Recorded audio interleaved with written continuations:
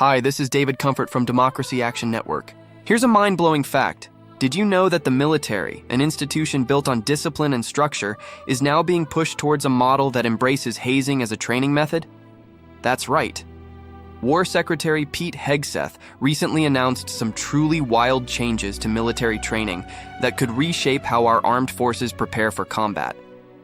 Hegseth is advocating for a drastic reduction in mandatory training, proclaiming that it's time to move away from ridiculous PowerPoint briefings and online courses.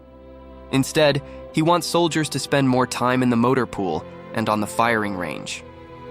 Ever notice how this shift seems to prioritize a rugged, tough exterior over essential knowledge and skills? It's almost as if he's suggesting that the military should operate more like a boot camp from a bygone era, where fear and intimidation take precedence over education and safety. What's particularly concerning is the idea that hazing will be reinstated as a motivational tool. Hegseth claims that this healthy fear will forge future warriors. But what if I told you that combat-deployed soldiers who experience hazing are statistically more likely to face mental health issues and suicidal thoughts? This isn't just a minor oversight, it's a glaring contradiction to the very values that should underpin our military training. Moreover, Hegseth's approach raises serious questions about the broader implications for military culture. By removing safeguards that protect trainees from targeted violence by their superiors, we risk creating an environment where aggression is normalized. Is this really the kind of military we want to cultivate?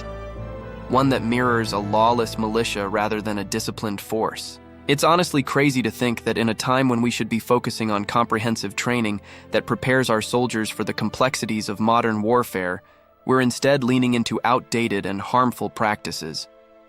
The patterns emerging from these changes reflect a troubling trend towards glorifying toughness at the expense of mental well-being and professional development. So let's analyze this together. How can we expect our military to effectively engage in today's multifaceted global landscape if they're being trained under a regime that prioritizes fear over knowledge? It's time to rethink what it means to be a warrior in the 21st century. We can tackle these big problems as puzzles worth understanding together, advocating for a military that values education, mental health, and effective training strategies. Please like this video and subscribe to our channel.